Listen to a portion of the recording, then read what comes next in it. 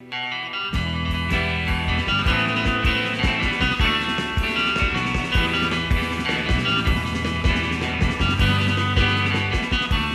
to Embargoed, a podcast featuring intelligent talk about sanctions, export controls, and all things international trade. For trade nerds and normal human beings alike, I am one of your hosts, Brian Fleming, and I'm here with my co-host, friend, and colleague, Mr. Tim O'Toole. What is up, Tim? Good morning, Brian. It's still very early here in Washington. It is very early. This is contrary to our general ethos of recording late in the day, but it is Memorial Day weekend here in the States, and it is a gloomy, rainy day here in the DMV, which I suppose is fitting given current circumstances. But we're gonna make the best of it. We're excited about what we have to talk about today, and hopefully this will be up just after Memorial Day in the States next week. So hopefully there won't be seismic events occurring over the weekend that will make everything that we say today obsolete, right. Which is always possible. I was going to say given the way things are trending likely, these days. Right. Yeah. But I think I will think of this forevermore as the coffee episode, because normally I'm not drinking coffee during one of these. That's true. Tim and I are heavily reliant on caffeine at this point to stay sharp for the podcast. So before we get started, the normal disclaimer: we're not here giving legal advice. We're not sharing any confidential information. We are just here giving you our unvarnished views on the latest, greatest sort of crazy developments coming out of mostly the U.S. government relating to sanctions, export controls, and U.S. and international trade. We also, as always, would like to encourage everybody who enjoys the pod to please subscribe. We put up a new episode every 2 weeks. Please give us a rating. You can find us anywhere: Apple Podcasts, Spotify, Stitcher, Google Play. You can see us on YouTube. Tim is recording this from virtual Charlottesville today. It's lovely down there. And thank you to everybody who reached out after the China extravaganza. That was a fun one. A lot of good feedback on that episode. And thanks again to our guest and friend, Mr. Richard Mojica, for joining us on that one. I'm sure we'll have him back on a future episode. And I think with that, anything, Tim, before we get started? We're going right back to China. We can't stay away. We are indeed. So just a quick rundown again of the roadmap, just for anybody who's listening that may want to jump to specific segments. So we're going to start, of course, with Huawei and the big developments there. We're going to move then to the prospects for potentially U.S. sanctions actually targeting China, as that has heated up now, given a number of different events of the last few weeks. Then we'll go to Venezuela. We'll talk mostly about Nynas coming off the SDN list, but some broader issues there. And then in the last general topic, we're going to hit the Maritime advisory that was issued jointly by Treasury State and the Coast Guard last week. And then the lightning round, we'll hit three of our favorite topics: Iran, Syria, and Cuba. Syria, actually, first time I think we're going to hit a Syria topic, but those three are on the sanctions Mount Rushmore. So we'll hit those quickly in the lightning round, and then we will be on our way. So without any further delay, let's turn right to topic number one, which is the big news relating to Huawei that was first announced a week ago. This leaked out on Friday, the 15th of May, and we saw a press release later that day from the Commerce Department, and then the new rule actually was released earlier this week. We're recording this on May 22nd, so it was just earlier, a few days ago. For those who have missed this, the big news here is that, and this is something we have talked about a lot on the pod over the past couple months. So rather than now speculating, we have actually a new rule that has come out from the U.S. government, from Commerce, to try to squeeze Huawei a little bit more, to try to close what are perceived loopholes relating to the entity listing that went into effect a year ago with regard to Huawei and its foreign affiliates. And to give a very quick overview of that, this is somewhat of a technical and I would say unprecedented rule. We haven't seen anything like this before from the Commerce Department, but it is at the end of the day quite narrow in scope ultimately. And what the rule does is it amends the foreign direct product rule. And this is, again, one possibility that we've discussed previously on the pod. And it does so with respect to the scenario that it addresses is, and I'm going to oversimplify this, but this is putting this in lay terms, and I encourage anybody who is having to deal with this perhaps firsthand to review the rule, review the press release, and you know, take a careful look at this. But essentially, the new rule makes subject to the AR certain designs and certain technology that is being produced on certain software and technology that is controlled under the 300 series, the 400 series, the 500 series. There are certain ECCNs under there that are called out here that are designed. These designs are done by Huawei. So Huawei's designs, and so now those, if they're made on certain US technology, again, 300, 400, 500 series under certain ECCNs that are identified in the rule, that's now subject to the AR.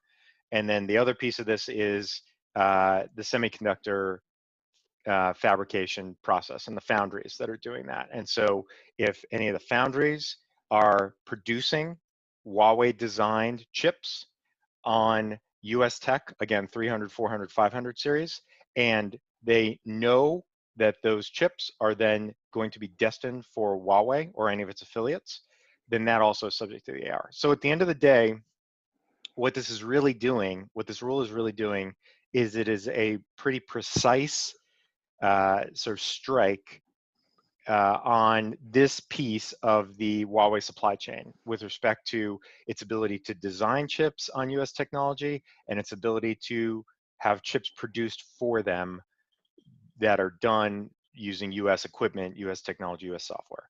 And again, those chips have to then be sent back to Huawei to even be caught by this rule or its affiliates. So it is a pretty tight rule at the end of the day. I've heard that there were they were considering perhaps even limiting this to certain specs on the chips in terms of nanometers and other things, but they ultimately didn't do that. So I suppose it could have been even narrower, but this is about as narrow as it could have been. And so I think that raises kind of the first question, sort of two questions that I'll throw to Tim. Number one is, you know, beyond Huawei, its affiliates, and the foundries that are making these chips, who really needs to worry about this, right? As a compliance matter, who really needs to be worrying about this, number one. And number two is, do we think this is gonna work? Is this gonna have the intended consequence that commerce is looking for? Because again, the entity listing apparently didn't work to the degree that they were hoping it would. And now this is an attempt to close a loophole, a perceived loophole, by trying to cut Huawei off from its ability to have chips produced to its own specs. Is this going to work? So number one, who's it affecting? Number two, do we think this is going to work? So first of all, on the who's affected point, I mean, it really is Huawei. And one of the things that we had been concerned about earlier when we were talking about some of these potential measures was that the Commerce Department would rewrite either the entire foreign direct product rule or the de minimis rules in a way that would affect the entire export administration regulations, that this was going to have some sort of huge unintended effect in the process of going after Huawei. Having looked at what they've done and basically putting it all into one footnote in the EAR, it's pretty clear that that unless you are buying and selling certain products from Huawei and there's some involvement in Huawei in the design or custom order process, that you don't really have a lot to worry about. And it's really mostly chips is really what the Commerce Department really decided to target on this. And so in terms of the effect of the rule, it's going to be narrow, but I suspect that it is an area that could cause Huawei considerable pain, because it sounds like it was pretty carefully considered by the Commerce Department before they put it out. So I would say, I would add to that quickly. I've seen, since this came out, we've seen statements publicly from top level management at Huawei where some to the degree that, oh, this is an existential threat, and then the others to say, well, our supply chain is large and varied, and will get beyond this. So it's hard to know, and they're not going to necessarily, start trying to, make their case in the public domain necessarily. We know they're likely to be working behind the scenes with folks in China and elsewhere to try to address this, but yeah, so it's hard to know. It's hard to know right now. But it does look to me like it's going to have some effect, and I think you're right, Brian, that to the extent we're already hearing statements coming out of Huawei that this is going to have this change could be an existential threat, that it could have a considerable effect. We'll have to see, but I think the interesting question, the most interesting question, is the second one that you posed, and that is, so what's the end game? And that still isn't totally clear to me. I was talking to a reporter on Friday who had some conversations with Huawei, and Huawei was apparently saying, how do we, what are we supposed to do? That is, what do they want us to do? And at least according to what I was hearing, Huawei said that there are no negotiations going on, and it doesn't sound like U.S. policymakers want to have negotiations with them. And so, to the extent that they're ratcheting up the pressure on Huawei so that they don't get U.S. origin technology, that's all good and well. But at least the last time the U.S. used the entity list with respect to ZTE, there was an end game, and maybe it's the same end game, which is that the U.S. wants Huawei to plead guilty to the charges in New York and agree to a monitor and agree to essentially change its behavior. But that the ZTE case was mostly about transshipments to Iran, whereas it's not clear to me that that's really what Huawei is about. Huawei, I think, is about something bigger, and in some ways its connection to the Chinese government. It is potential trade secret theft, and it's not clear to me that Huawei is in a position to admit to that, to really do something about that. I think they're essentially denying that that's going on, and so it's not totally clear to me kind of what the ultimate point is, other than to cause Huawei pain, because I'm not sure how you get them to the bargaining table, and it sounds like they're not there right now, and then what the bargain is to be struck.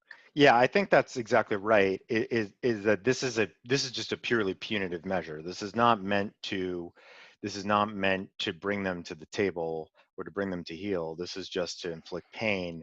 And I think so just as a sort of larger big picture background point, I think Huawei is fundamentally different than just about anybody else at this point in the eyes of US policymakers, in part because of the idea that they are so intermingled with the Chinese government and with Chinese government's desire to, again, steal intellectual property, to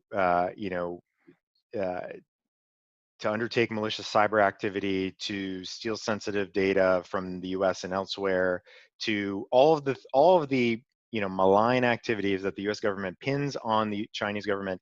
Huawei is essentially is kind of the poster child for that at this point. And I don't think there is going to be, certainly under this administration, there's not going to be any let up there. That is going to be they will continue to be sort of a target and a punching bag till the last days of this administration, at least, if not beyond. And I don't think that's going to change. And other than if somehow these measures were able to actually put Huawei out of business, which, as we all know, the Chinese government is never going to allow. So, in all likelihood. So then the question is, okay, so what is this really going to do? So I think, and I've heard, and similarly, just from having discussions with others around DC, and reporters who are hearing things from Huawei and others over in China, it seems to me that this is it's an attempt to try to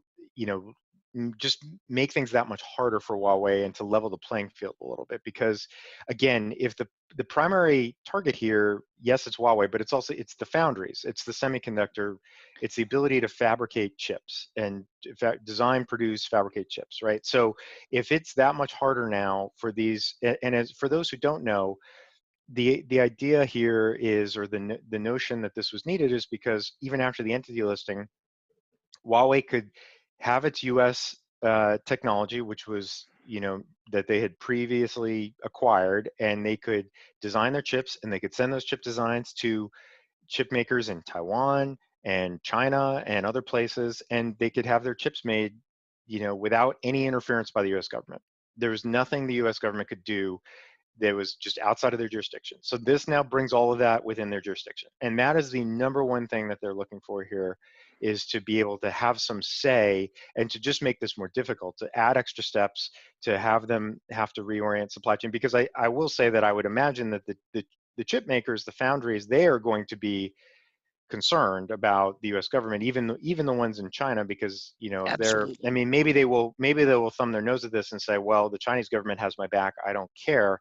But at the end of the day, they're now all essentially on notice. If they were to continue to do business as usual and supply this now subject to the EAR technology and items to Huawei, they are almost assuredly going to end up on the entity list themselves if they were going to do something like that. So I think another interesting wrinkle, another interesting question here is the idea that, okay, this rule has, again, it's a very tight sequence of events that have to happen for things to be caught under the rule. There has to be knowledge, there has to be, the designs have to be made on certain technology that's US technology. The production has to be made on certain technology. It strikes me that there are going to be some gray areas here. Like for instance, somebody asked me the other day, well, what would happen if Huawei designs are already at a foundry and they're making chips to these specs, and then instead of sending the chips back to Huawei, which would need a license, they send them to a third party, and the third party integrates them into a product and then sends them off to distributors, and they never go back to Huawei. Is that by the letter of the rule? I don't think that's caught, right? That wouldn't be caught. And Right. As so if long as that's the the third case, right, as long as the third party isn't just some stalking horse for Huawei, right? I mean, right, but arguably yeah, that's exactly right. But that's an interesting fact pattern, right? And so yeah. what's to say that they don't already have those arrangements in place to try to use the pre-existing designs technology? Now, again, the foundries and the semiconductor fabs, they're potentially going to they're bearing a lot of the risk in that, and I don't know if they'll go along with that. But that's just an interesting question, and we don't really know, and I think time will tell. And there's a 120-day grace period here for any designs that are already in process, essentially for production that's already started as of the date of the rule. And so it may be not until late this year, maybe early next year, that we really get a sense of what this impact might be, as anecdotally we get some data from the foundries and the other pieces of this puzzle. Yeah, no, I totally agree. And it's really interesting when you compare this with the last time with the ZTE enforcement matter, the last time that the Commerce Department tried to use the entity list in this way. In ZTE, just the threat of the entity list, because there was a temporary general license that kept getting renewed. So they weren't even really on the entity list, but just the threat of the entity list completely changed their behavior. Here, Huawei has been on the entity list now for, I think, about a year, and their ability to live on the entity list with some really limited general licenses that allow some U.S. products to get to them, but not very many, has been so different and so much stronger than ZTE's ability to live even with the threat of the entity list, that it's going to be interesting to see if this is what puts them over the edge. And then if it does, like, where does it go from there? Because I really do think that getting Huawei to the table to say, how do we make this stop, is that, even if that conversation took place, it's not clear to me what the response from the US would be, because I'm not sure that the US, there's anything Huawei could do that would satisfy the US,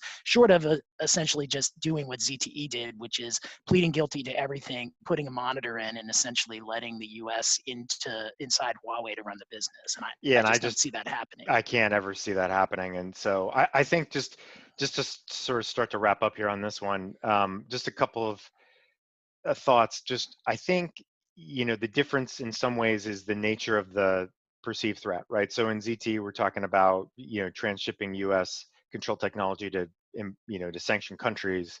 And here we're talking about, yes, there's some of that in the criminal cases that's kind of in the background, but at the end of the day, it's a much broader, more pernicious threat in the view of the U.S. government, right? It is essentially equating letting Huawei stay in our lives or stay in the have a meaningful presence in the U.S. and have access to U.S. technology is akin to sort of letting the Chinese government have, you know, a front row seat to all those things, to do whatever mischief that they would seek to do. So that is, I think, a fundamentally different thing. And then the second thing is, you know, it's just this is a supply chain issue, right? I mean, by trying to target this one aspect of Huawei's supply chain, you know, we'll see how they respond and whether they have a viable alternatives that might allow them to continue relatively, you know, sort of undeterred here, or whether this is a massive disruption, as clearly BIS and the US government hope it will be. I think that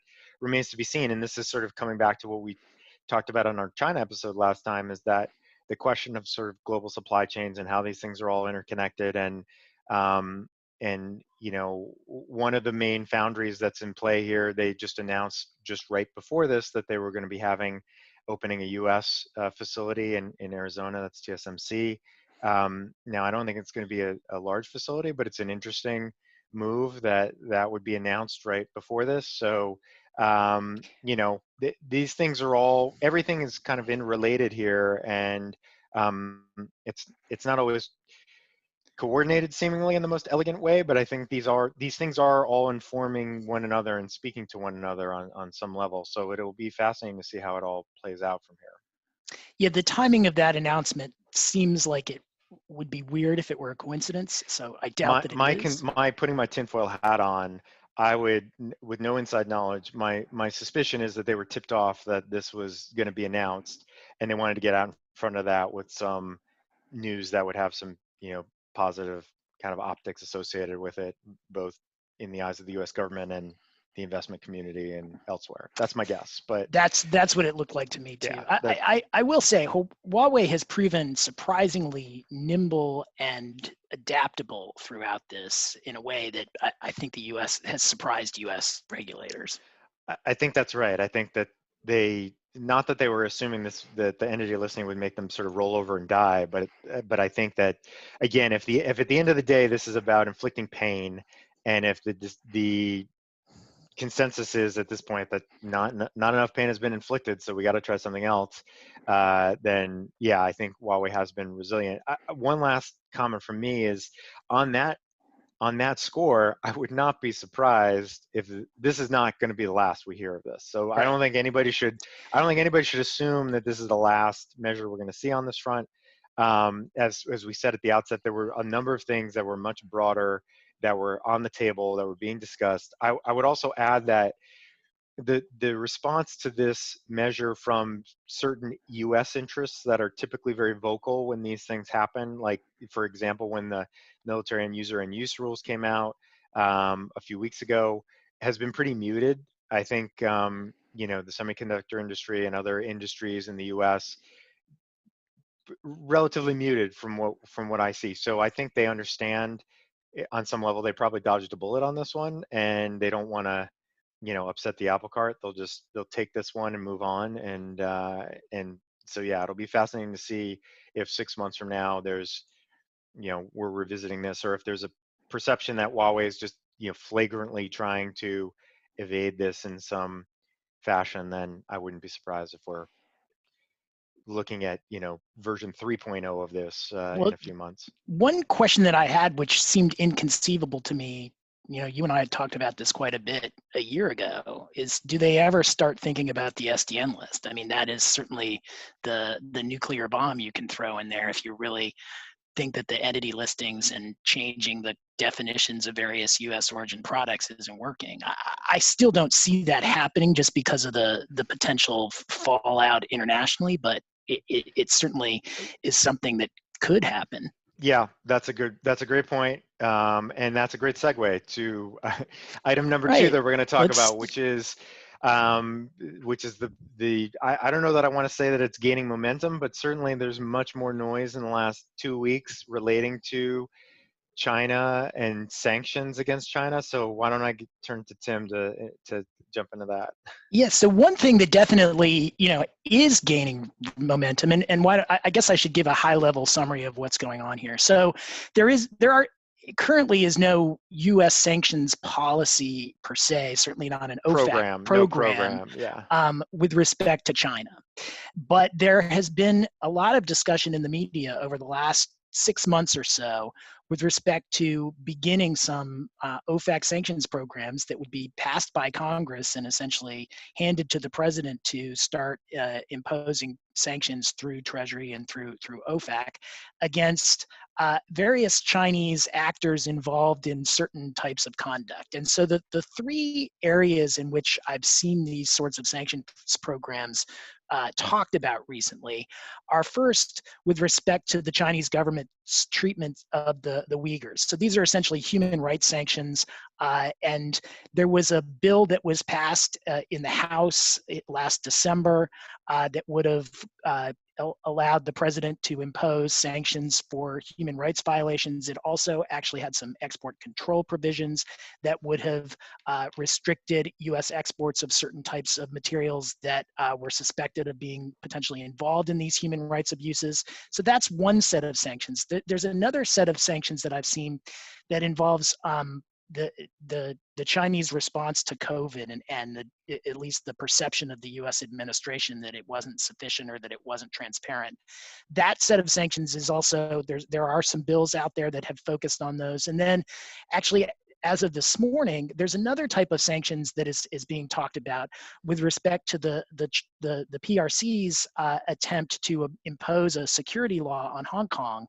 And my understanding is that there's some discussion of unilaterally imposing the security law. Previously, the Hong Kong government was talking about voting this in. That was the cause of some protests, quite a few protests in Hong Kong, and that security law had been tabled.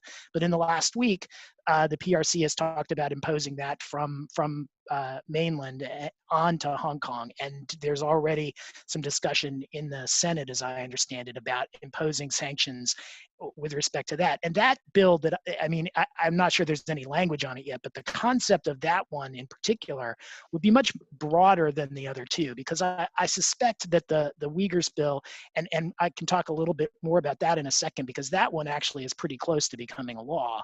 And the COVID bill would be mostly targeted at people who were involved in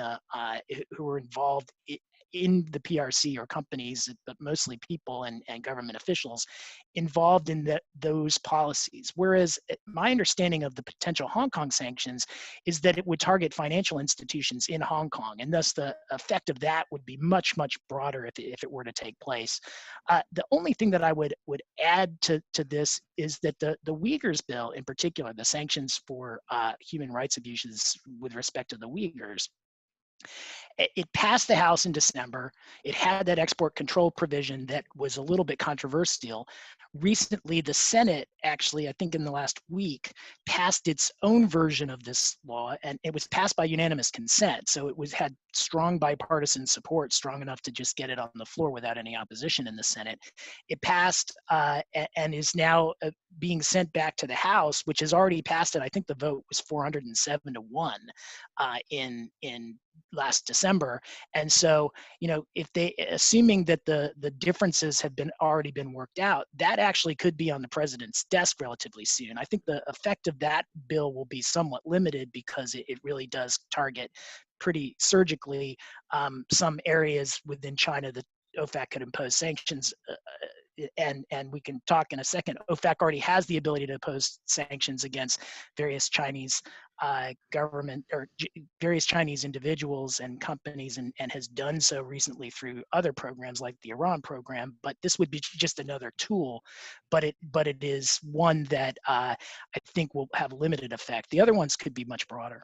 Yeah, I think and also I think and to be clear, also the Hong Kong security law that Tim was referencing, I only first saw mention of this in the press yesterday, right? That Beijing was even considering this, and then less than 24 hours later, a number of senators are talking about introducing something to counteract that, essentially. So that's definitely, I think, of the three, that's the one that probably has the biggest chance to kind of light a fire under people and to potentially end up with something that could be quite broad, as Tim said. Obviously, if financial institutions are, directly in the crosshairs on this, then that's just a total different level of magnitude as opposed to government officials that may be involved in some of these activities. So that's number one. I think there's also, so to be clear, we're at a pretty early stage with all this. So, but this is obviously, this could be monumental if any of this really gets off the ground, or if some combination of these measures really gets off the ground. So we did think it was worth flagging. Also, I should, it's possible that some of these measures could end up being combined. I could see that there would be, especially if the Uyghurs and the Hong Kong aspect, the sort of human rights thread there is, it ties those together. Maybe that all gets pulled together. The COVID response, harder to know sort of what that's obviously pretty fraught. I think that's right. that is definitely less bipartisan. Yes. And so the others, though, I think you're not going to get much opposition on the Uyghur front or the Hong Kong front in terms of the human rights abuses and other related aspects there. So I would say the thing to keep in mind, and also, the president could also just issue an executive order, today or next week if he wanted to essentially stand up one of these programs. If he was frustrated that Congress was taking too long or didn't like the way that they were sort of defining the parameters of it, this could theoretically just be stood up via executive order, and that's always possible. But I would say that one thing to bear in mind, and this sort of leads to our next, the next piece of this discussion, is at present there is, as Tim said at the beginning, there is no China sanctions program that OFAC administers. There is no, if you go to the OFAC webpage and you go down to the country programs and the specific subject matter programs, there's nothing that says People's Republic of China. It would be a big deal if there were such a program. This Absolutely. would be a very big deal, symbolically, politically. It would be a very big deal. This would be a huge sort of, spitting in the eye of China if this were to happen. And of course, the rhetoric coming out of China is this is all illegitimate and politically motivated and all the rest of it. But at the end of the day, I think now more than ever, there's probably a decent likelihood that some combination of the things we're talking about do actually come into effect in the next, couple of months, let's say. And so that would be beyond just whatever the, black letter coverage of that would be in terms of the parties and the individuals and the institutions it may affect in China or outside of China. That symbolic weight is not to be discounted, and that's and that is being said, even though today there are many ways that the U.S. government can get at actors in China via their sanctions tools, that the existing sanctions tools, and so there was one action in particular in the last few days that kind of jumped out at us, which was relating to an old sort of favorite of Treasury, Mahan Air in Iran, and an actor in China. And Tim, what were your thoughts on that? Yeah, I mean, that was just on Tuesday. Shanghai Saint Logistics Limited, which was apparently Mahan's agent in China, was put onto the SDN list. So I think that just proves your point, Brian, that there already is a way to impose sanctions against individuals and companies within China. It just isn't through a China sanctions program. But I think you're exactly right that it would be a very big development if OFAC had a China sanctions program and a China sanctions page on its website with all of the different rules and general licenses that would accompany that. I think it would be just symbolically, the idea that China would be a sanctioned country in U.S. parlance would be really very not only a big development, but also very unusual in terms of U.S. sanctions programs, because the size of the Chinese economy, the size of China as a U.S. trading partner is just very different from any other country with which there's a sanctions program. It's just, Russia is probably the biggest country that we have sanctions on right now, and the U.S.-Russian trade, even before the sanctions, was pretty small. Yeah, and I would add, just kind of as a final thought on this, that we know that even though China is regarded, I think, in many compliance circles as sort of a higher risk country, right? Whether it's for corruption risk or money laundering risk, or certainly sanctions or trade related risks. If there were, OFAC programs targeting specific activities in China, and again, there was sort of a page on the OFAC website that was the People's Republic of China sanctions program. That could very well, the way people tweak their compliance procedures around the world, certainly financial institutions, but even more broadly than that, could definitely have a negative impact on China, regardless of whether there would be any sort of direct impact from the sanctions. Because if people are going to view China as that much more risky, and it's going to be that much more of an impediment to doing business there, then that is almost certainly going to have some kind of negative impact on them, which may, at the end of the day, be what Congress and the president and Treasury would like to see. Right, and particularly if this is just focused on the treatment of the Uyghurs, the direct implications for U.S. commerce with China are pretty minimal. But I agree with you that from a compliance perspective, if China goes onto a list of countries that are subject to OFAC sanctions, that does change the compliance attitude from U.S. companies in a way that it's already a relatively high risk country for reasons of diversion, and the Mahan designation, or the Mahan agent designation, just shows that again, that if you're dealing with China, you do have risks of reaching out to Iran, or risks of entity list entities kind of diverting to the Chinese military. But this would be a very, very different type of development than anything we've seen before. Yeah, and just one final thought before we move on is, as we said, as Tim discussed, the Iran-related sanctions that were imposed on the Mahan agent in Shanghai. There is, for those who are unaware, there's the Global Magnitsky program, which allows the U.S. essentially to go after human rights abusers anywhere around the world. Right. And so, with respect to the Uyghurs, and respect to potentially the crackdown on the Hong Kong demonstrators, that tool is there right now. I mean, so there's not necessarily a reason that you would have to create something new to go after those types of actors.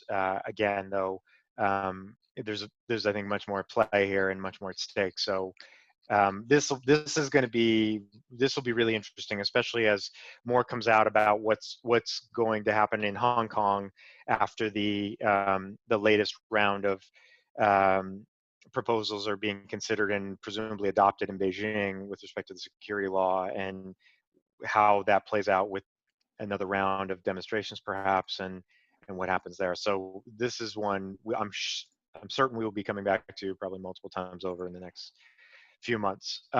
Yeah, and I think the Hong Kong issue could move pretty quickly, because if the PRC is serious about imposing the security law on Hong Kong unilaterally, and it does it anytime soon, you could see Congress move, because the announcement was yesterday, and by today there are stories about bipartisan Senate coalition introducing a sanctions bill related to this, and one that is much broader than anything that we've seen. Right. Yeah. Good point. Absolutely. So timing will be interesting to see on that, and so we will be keeping an eye, and we'll be circling back to this in the future. So with that, let's move over to Venezuela to get caught up there, and in particular, the big news that has a couple of different dimensions to it of interest is the fact that Nynas, which was formerly now a majority-owned interest of PDVSA, the Venezuelan state oil company, it was just announced last week that Nynas had restructured and PDVSA had reduced its ownership interest from just over 50% down to 15%. And as a result of that, OFAC had reviewed all of that and and announced that Nynas was going to come off of the SDN list as a result, because they were no longer 50% owned by an SDN. So that's notable in and of itself, because we don't, obviously, with some of the Russia sanctions and Rusal a couple of years ago, we saw there was a lot of scrutiny paid to that, and similarly, there was a lengthy negotiation and an OFAC approved reorganization to help them come off the list. But we don't see this too often, so that in and of itself is of interest. But I think now this sort of second life to the story, which maybe we didn't see coming, that has been reported on more in the past few days, is the idea that this deal, the restructuring, was negotiated apparently by the Maduro team and the Guaido team, the opposition team, that is the recognized government of Venezuela by the US and many other countries, has cried foul and said, well, we never approved this, and we don't necessarily want our state oil company to give up a massive stake in this valuable enterprise, and so they're calling for an investigation and to sort of claw back what has already been done here. And so let me throw it to you, Tim. So you're sort of very close to this for a variety of reasons, and are hearing all sorts of interesting tidbits on this. So what are you hearing on this, and what do you make of all this? So it's interesting. I think that was something that when the general license was revoked and Nynas came off the SDN list, that there wasn't a lot of discussion, and there still hasn't been, to my knowledge, of how PDVSA was able to divest from Nynas. That is, like, what were the details? And I don't think there's been any reporting on what the details of the divestment really are, other than that I think that PDVSA's stake is significantly below, at least what I've seen reported, significantly below 50%. But how did they give up this stake? Yeah, 35%. 35% of their stake went to a foundation, is what was reported, and what Nynas said as well in their press release. That's what happened. Yeah. And how did these discussions take place? How was a deal done without OFAC's approval, or at least it got OFAC's approval, but we haven't really seen any sign of exactly what that approval looked like? And then how does PDVSA, which is on the SDN list and controlled by the Maduro government, engage in these sorts of negotiations without the Guaido group being in the room? And I think that was kind of an interesting development, and what results from it is also going to be, I think, is also, it's wrapped up in Venezuela sanctions policy. So, Nynas was an asset of the Venezuelan people, and as I understand it, Nynas is set up to deal with really almost exclusively Venezuelan crude. And my understanding is that Venezuelan crude has certain attributes that makes refining it different than refining other oil products. It doesn't mean it's necessarily harder or easier, but you need different equipment. And so Nynas was set up to deal with Venezuelan crude in a way that, now that it's not a Venezuelan-owned company anymore, and as I understand it, the way that OFAC has still set up this delisting process, Nynas still isn't allowed to buy Venezuelan crude. And so not only has a Venezuelan asset been divested by the Maduro government, which I think was the opposite of what U.S. sanctions policy was in that area, but it's been divested in a way that may change that asset going forward, so that even once Maduro leaves, if Nynas changes its business model and is not kind of a Venezuelan oil refinery over in Europe, it may be that asset and that sort of buyer for Venezuelan crude and all of the infrastructure that's been built in connection with building Nynas as essentially a Venezuelan crude refinery goes away, and so it dries up a market permanently for Venezuela, regardless of what happens with Maduro. And I'm not sure that sort of thought process really took place, or at least it doesn't seem like it took place from looking in from the outside during the negotiating process. And so I think this may not be the last that we hear about Nynas or Nynas going forward, because they've been taken off the SDN list, but where they go from here and whether the Guaido team has another card to play on this, I think is going to be worth watching. Yeah, I think that's exactly right. So the other thing to keep in mind here too in the background, we haven't really circled back to this since we first talked about it, maybe a month and a half ago, is the massive U.S. criminal case and criminal investigation against Maduro and a number of the senior government officials or former government officials in Venezuela. And, I just saw a report this week just kind of documenting the scope of that effort and how broad that investigation is, and how even in the time of COVID, things remain pretty active and there's a lot going on. As we said at the time, that's a bit of a wild card that's kind of injected into this whole situation, where if there's serious movement there, or if Maduro were ever to be captured and extradited to the US, then that could be a true game changer here. And so that'll be interesting to see how that sort of factors in as well. But I think your point about what we're not hearing is a good one, and so it'll be interesting to see if OFAC or any other parties that were involved in this come forward with more details. I am in particular thinking back again. I mentioned Rusal at the outset when they were taken off the list, or their EM Plus was taken off the list. There was a very detailed letter from OFAC that sort of laid out a lot of the kind of parameters and the details of the whole reorganization that was made public at the time.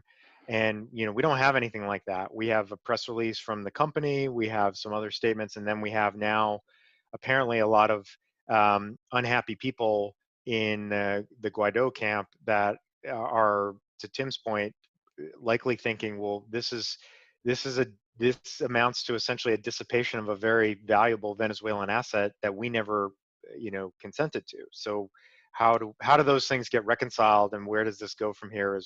I don't know, but I think Tim is exactly right that I don't think we've heard the last of this.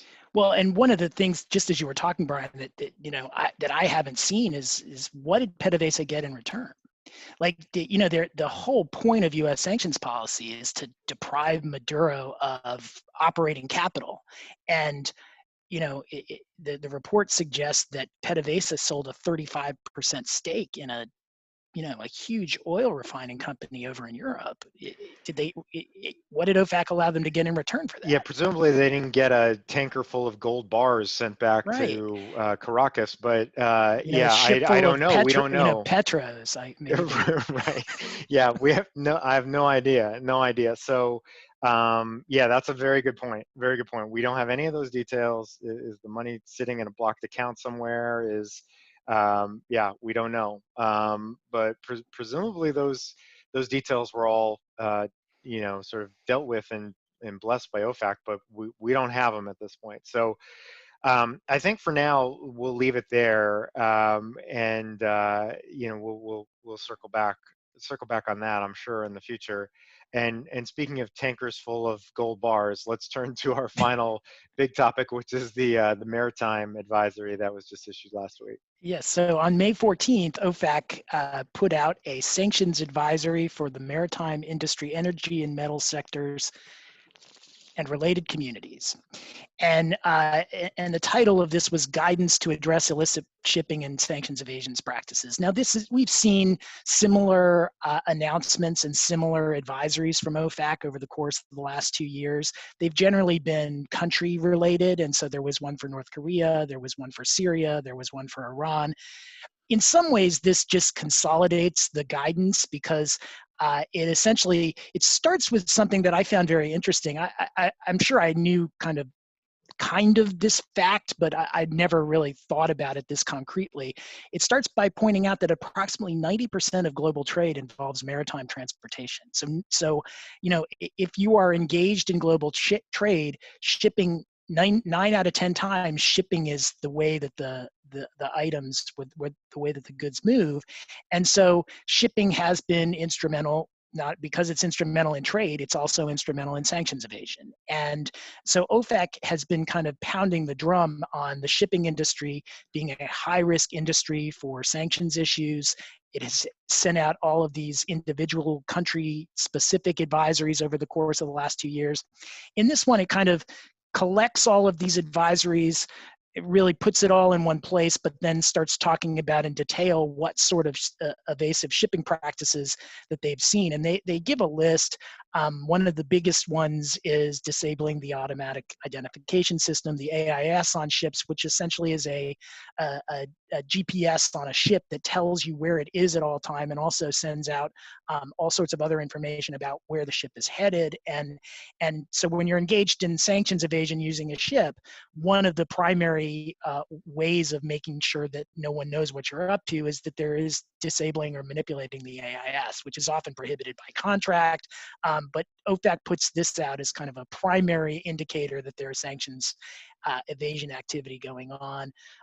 Physically changing the vessel identifications, false documents, ship-to-ship transfers, which they note, and there are a lot of legitimate reasons for ship-to-ship transfers. My understanding is that the fishing industry all over the world, fishing boats stay out on the water for months and sometimes years at a time, and the way that they are able to fuel so that they can move around and look for better fishing sites is that there are entire industries where ships are sent to refill fishing vessels. So there's ship-to-ship transfers of oil, but that's also a way that you can get without going into a port in North Korea or a port in Iran or a port in Syria. You can transfer oil illicitly using ship-to-ship transfers, and so OFAC cites that as a possible sign of sanctions evasion. Irregularities in the voyage, manipulation of the flag, the flagging, what country's flag is on the ship, and moving from ship registry to ship registry to hide some sort of sanctions evasion. Essentially, once one country catches on, you just switch to another country, and then complex ownership schemes that essentially hide who really owns the vessel. So they go through all of these in some detail, talk about ways that companies can counteract that. Companies that want to counteract that can do so using a compliance program, monitoring AIS and knowing what the best practices are, monitoring ships while they're, throughout the entire life cycle of a voyage to see if there's sanctions evasion going on, supply chain due diligence, KYC policy, that sort of thing in terms of counteracting it. So that was all interesting. I think it's worth, if you're in the shipping industry, you should be taking a look at this, particularly if you're doing business anywhere near Iran, Syria, or North Korea.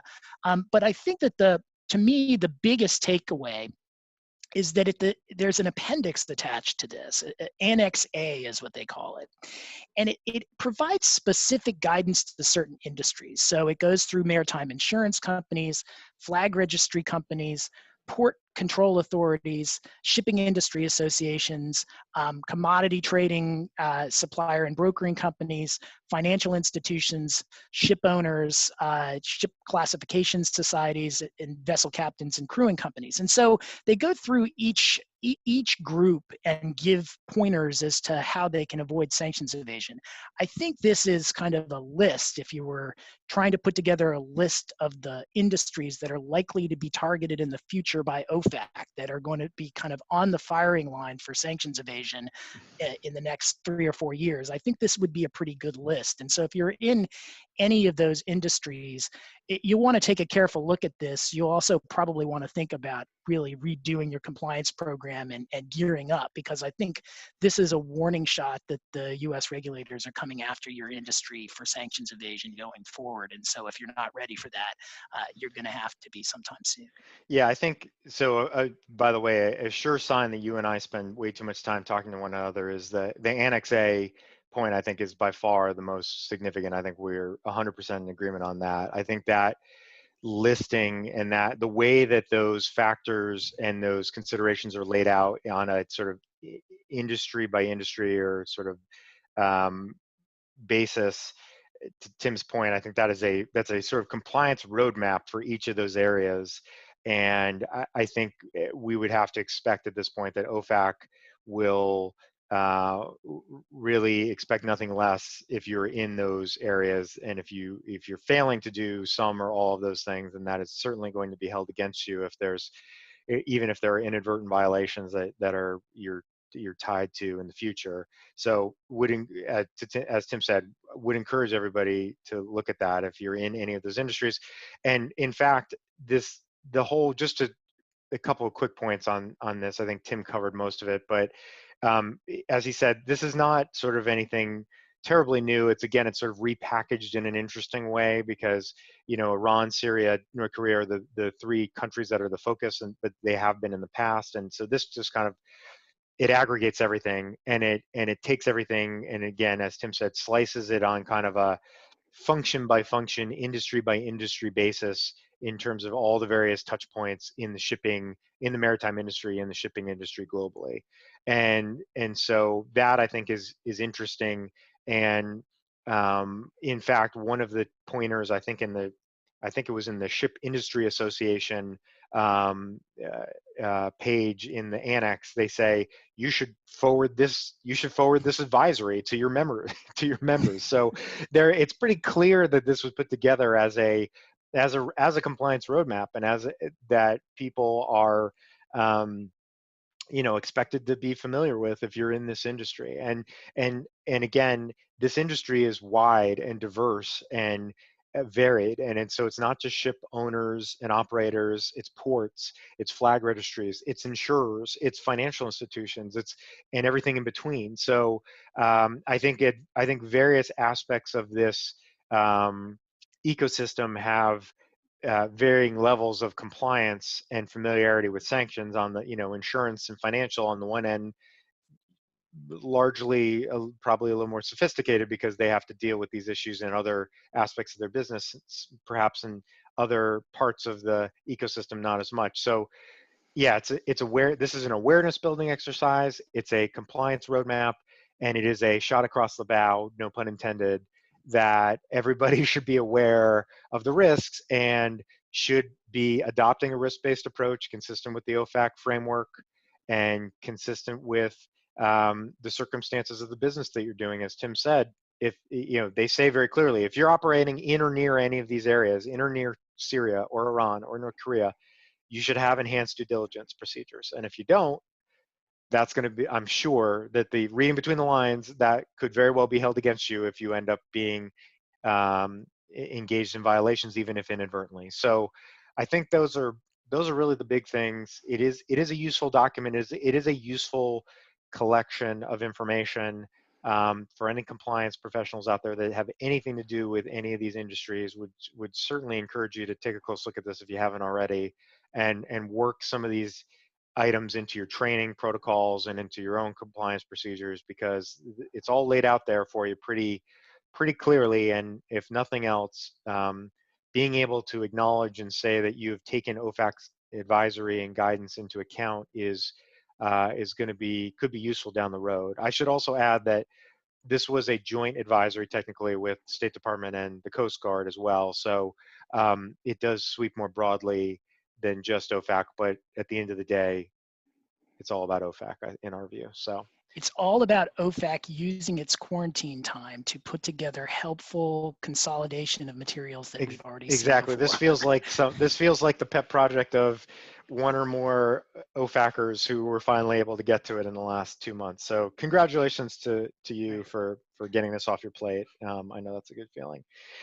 So with that, let's go to pause for sound effect. The lightning round. We have 3 items to cover here in the last few minutes. We're going to start with Iran, and we're going to start with a recent case that was in the news, which is just been indicted at this point. But there was an extradition of the lead defendant, Seyed Shahidian, who was the CEO of a company called Payment 24. And he was extradited just a few days ago from the UK, which is notable because despite what people think, extraditing folks from the UK to the US is not always as easy as it may seem. And he was extradited to the District of Minnesota, where the case was brought. And essentially the allegations there are he ran a company called Payment 24, based in Iran, whose sole purpose was helping Iranian nationals in Iran evade US sanctions and be able to get access to US goods by fraudulently obtaining accounts and commercial goods and using fake PayPal accounts and prepaid credit cards and et cetera. And so again, these are all just allegations at this point. But the quotes that are excerpted from the website and some of their materials are pretty brazen if this is all to be believed, in terms of what their underlying business model was, which truly was, let us help you evade US sanctions to be able to get US goods.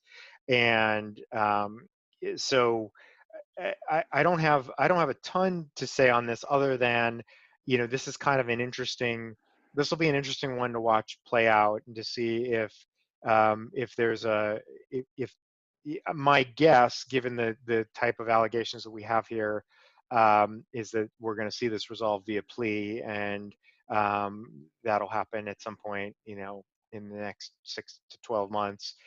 Just a guess, but that's my guess. If the evidence that seems to be backing up the indictments to be credited. But a couple of interesting practice pointers here in terms of some of the red flags that we're always talking about and thinking about. There was apparently guidance given to their customers not to ever try to log on through Iranian IP addresses. There were connections and addresses that were being used in the UAE to sort of get US entities off the trail of what this scheme really was. And as we know, and as we've talked about, UAE is a very popular diversion sort of way station for things being diverted illegally to Iran from the US, things like that. And again, I think just the nature of the scheme just sort of caught us.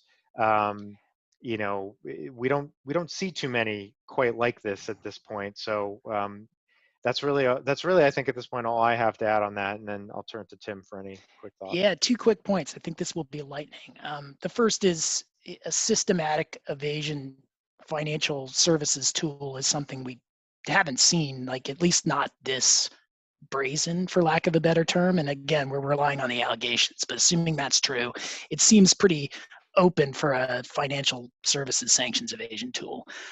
The other thing is the red flag about the UAE locations. I mean, what I would assume happened was that you have US customers that are getting a lot of orders and payments from the UAE for goods that are then being sent to the UAE. I think from a compliance standpoint, the US companies are going to want to look at that as a potential red flag and try and figure out if those goods are really going to the UAE, or as here and is at least relatively often the case, they're being ordered from the UAE, but really they're being sent on to Iran. And in fact, here they were being ordered from Iran, and the UAE website location was just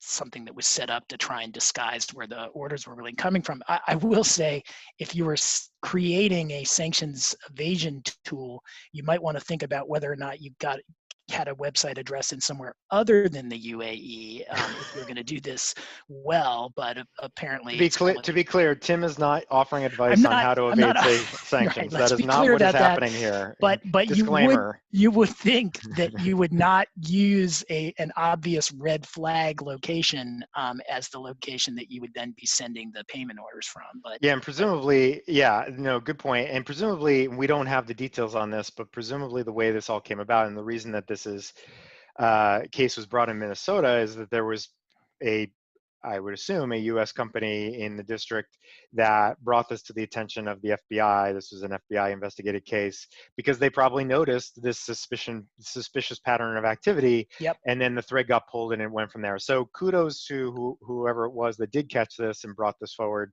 But as a broader practice pointer, I think Tim's exactly right that as a known diversion point, as the sort of hub of all this, was perhaps destined to be detected sooner or later. Yeah. So with that, let's stay on the web, but let's move to Syria, and I'll. Let's move to Syria. I think this is the first time in the history of our podcast that we have talked about Syria sanctions. And really, that's probably the most notable fact about this enforcement action. But we wanted to talk about Syria. And so we saw recently that really last week, there was a company called EKT Katrangi, which has been on the SDN list since July of 2018. It's a Lebanese company that the OFAC thought was assisting the Syrian Chemical Weapons Agency in procuring items for their advanced weapons program. And so it's the official name of the Syrian agency is Syria's Scientific Studies and Research Center, or the SSRC, which does work according to US sources with the advanced weapons program of the Assad government in Syria. And so it was put on the SDN list in July of 2018. In May, last week, we saw that their website had actually been seized by ICE and DHS pursuant to a seizure warrant that had been issued by the district court up in Massachusetts. And so this is kind of an example of the fact that once you're on the SDN list, that does not mean that enforcement actions do not continue. And apparently there was some district court action in Massachusetts that pursued a seizure warrant, and the website is marked seized by ICE, and so you can't go to that website to place orders anymore. Yeah, a super lightning point on this is that I would say that the HSI intervening to seize the website of an actor that has been on the SDN list for 2 years, that's somewhat notable. We don't see that often. We do talk sometimes about our actors and entities that have been put on the list that at the end of the day just don't care, and they continue on with their malign activities, and they continue because they're being supported by their home government, or they can exist kind of outside the bubble of the US financial system. That clearly is, I think, what was happening here. But so interesting that this even popped and was caught to sort of shut it down. Yeah, beyond that, not too much more to say other than, as Tim said, we just kind of wanted an excuse to reference a Syria sanctions matter because we haven't had a chance yet. But again, just maybe the only thing to be taken from that is, continuing. This is a bit of a screening practice pointer, perhaps, if others out there were still doing business with this website or this company and may not have realized that they were subject to sanctions. Even the most kind of seemingly innocuous of activities, going to a commercial website to purchase goods could have potentially exposed you some issues here. But now, at least with respect to that website, shut down for the time being. So one quick final lightning point on this. The original designation, as I understand it, was done in conjunction with the French authorities. So this is another good example of multilateral cooperation, multinational cooperation and enforcement in this area, at least at the outset. Yes, and so that brings us to our final lightning bolt of the day, which was an OFAC enforcement action that was announced. I think this actually was announced now a little over 2 weeks ago. I think it came out just before the China episode, so we didn't have time to cover it then, but we did want to circle back to it now. And this is the settlement that was reached by BIOMIN America with OFAC relating to some violations of the Cuba sanctions. And essentially here, what's in the notice is the idea that BIOMIN America and its U.S. Parts of its U.S. business were involved in essentially arranging for the sales of agricultural commodities to a Cuban entity via its foreign affiliates. So there was an acknowledgement that there was some restrictions on U.S. persons and an understanding of that, at least on some level. But there was, in the execution, it was not necessarily done correctly, and so the U.S. persons were involved in helping to arrange these sales through foreign affiliates of the company to a Cuban entity. So two points I want to make on this. Number one, so even though the goods that were sold were pretty substantial, into the 8 figures. The fine here was just a few $100,000, so it was pretty small, and there was a voluntary disclosure, and it seems that they've made all the necessary compliance enhancements that they need to.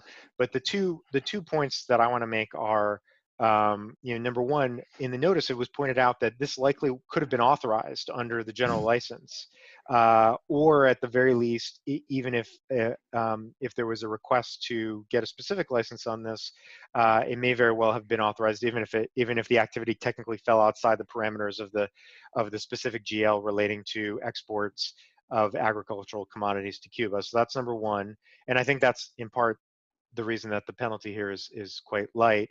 And number two is OFAC makes a point, and I want to read this, of saying U.S. companies can benefit from seeking appropriate advice and guidance when contemplating business involving U.S. sanctions programs rather than developing alternative methods. So in some ways, that's a self-interested plug for me and for you to call me and Tim if you have these types of questions, or any of our ilk. It seems here that perhaps this was something that was it presumably handled in-house, and there was a feeling that this could be done consistent with the sanctions, and apparently it was not. So, the fact of just consulting with an outside attorney or consulting with experts who think about and view these things, even if just on a phone call or on a email basis, can be advisable when you're dealing with this, especially Cuba, as we come back to over and over again, that people tend to get things wrong when it comes to the Cuba sanctions because they are a bird of a slightly different feather. So that's really all I have to say about this. So I referred to this enforcement action as the shake my head enforcement action, because you look at this and you just can't help not only shaking your head, but it just reminds me of things that I've seen before. Often when sales individuals who know just enough to be dangerous get involved with these sorts of sanctions compliance decisions. And so you see this, there's this kernel going on there that I've seen plenty of times before, where there's this knowledge that third-party countries, are not affected by Cuba sanctions. And that's true in the abstract, right? I mean, a Spanish company that is completely independent of the US can do business in Cuba generally without regard to the US sanctions against Cuba. And so you get this knuckleheaded idea, well, we've got a Spanish company and it's a Spanish subsidiary. They can do the Cuba trade and we'll be fine. And then that's not even correct on its own, but then to make things worse, the US company is then completely involved in all the business decisions because it's the Spanish company that's doing it, and that's allowed. So we can participate in that and approve payments and arrange and yeah. It's just like you've got one bad idea and a bunch of people saying, yeah, that'll work. And I see it more often than I should. And so I think OFAC gave some wise counsel in saying U.S. companies can benefit from seeking appropriate advice and guidance when contemplating business involving U.S. sanctions. It really, don't develop alternative methods through non-U.S. companies in order to avoid the prohibitions, because you can't do it. Certainly you can't do it with respect to Cuba, and this stuff is pretty hard. Agree with all that. And don't try this at home. Yeah, so to recap, although we would be doing it from home too. So in fairness, I guess everybody's doing it from home. But right. To recap, Tim's Twitter length response to this would have been SMH, period. Exactly. And that would be his true lightning response. lightning. Okay, so with that, I think we're done. We're wrapped for this week. Again, thank you for joining us for the latest episode of Embargoed. We'll be back in 2 weeks. For those who are here in the States, we hope you had a good Memorial Day weekend, such as it is in the time of quarantine, and that again, if you've enjoyed the pod, that you will subscribe, that you'll give us a rating, and that you'll tell friends and family and others about it, and encourage them to listen as well. And until next time, please stay home, stay safe, stay well, and of course, stay sanctions free. Stay healthy, stay sanctions free, everybody. All right, thanks everyone. Bye.